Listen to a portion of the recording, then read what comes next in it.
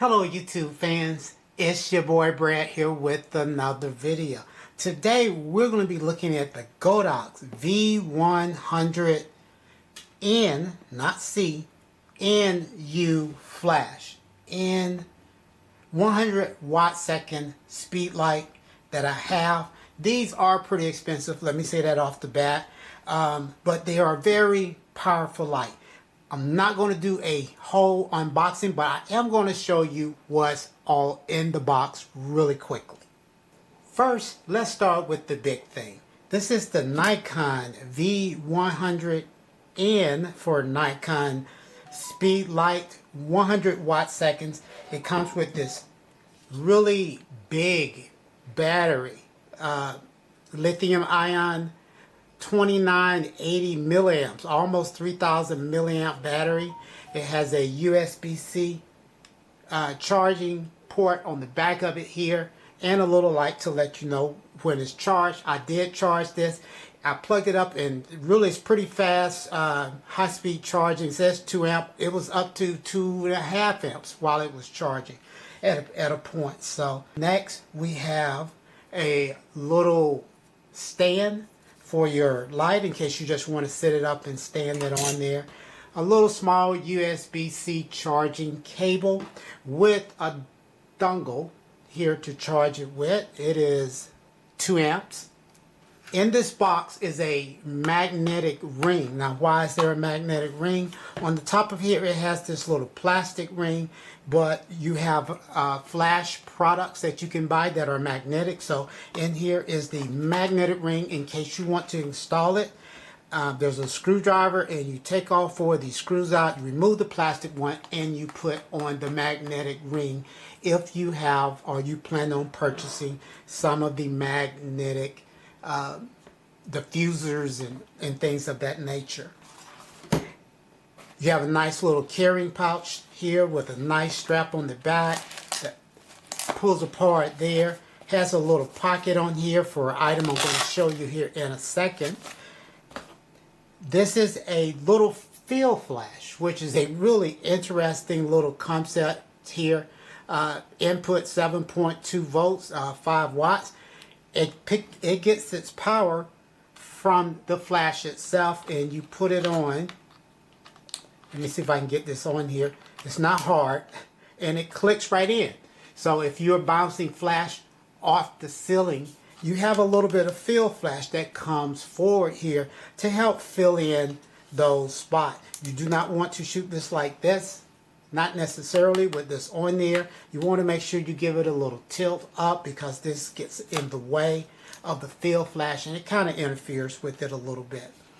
I will not be going through the menu of this flash. There's a lot of stuff, but in my description I will link another awesome YouTuber that went through each and every menu item of this flash. The only thing I'm going to be doing is a quick test between this flash and one of the standard speed lights that you guys, us photographers, have been using for years. Some people have upgraded to lithium ion type speed lights, but I'm still old school. But this is the Nikon SB-910. Been around for a long time. This is said to be a 75 watt second flash. This is a 100 watt second flash. So that's why I want to do this quick comparison between these two speed lights to see how they perform side by side. One thing I will note, a couple things here, is that of course this rectangular, which was what we've been using for years, as I shot here in my living room, and this is something we've just, it's what it is. I shot these straight forward, not bouncing off the ceiling, and I noticed with this round head, you get more coverage between the ceiling and the floor. So it's because it's round, that I think that's a little bit of an advantage in the shape of the two.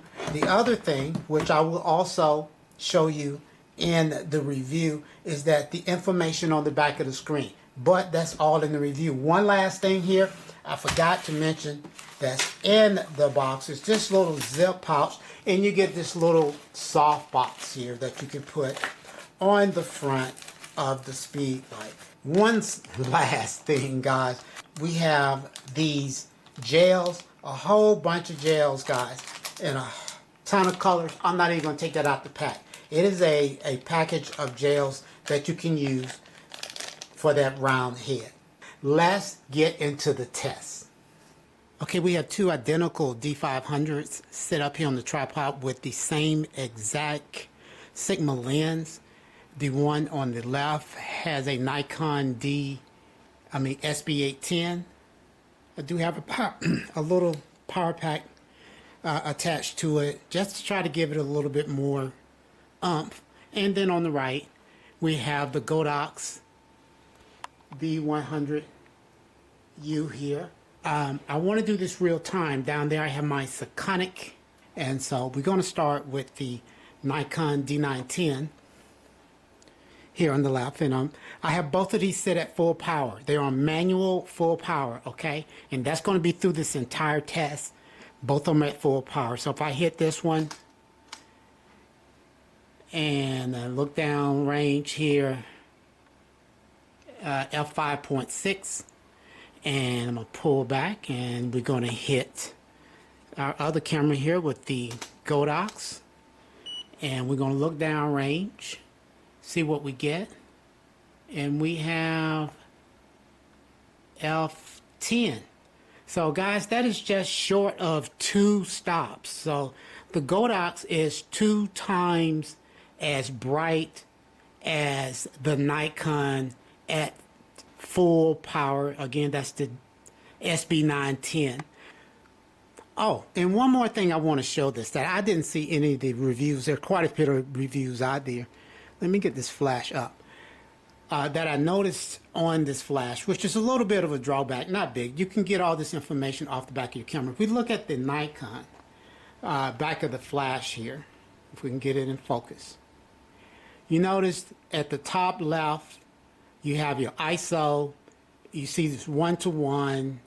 We have a lot of information there, quite a bit of information. It shows your feet and your millimeters and your f-stop. On this flash, the Godox, all you have is 1:1. It shows that you're in manual. I did set the flash, zoom to manual to 28 to try to match it up with the Nikon flash. But there is a lack of information. Again, you can get all that information, say off the bottom, off the back of your camera, off the top of your camera here on the other display. But unlike the older regular Speedlights, you're not going to get all that information on the Godox.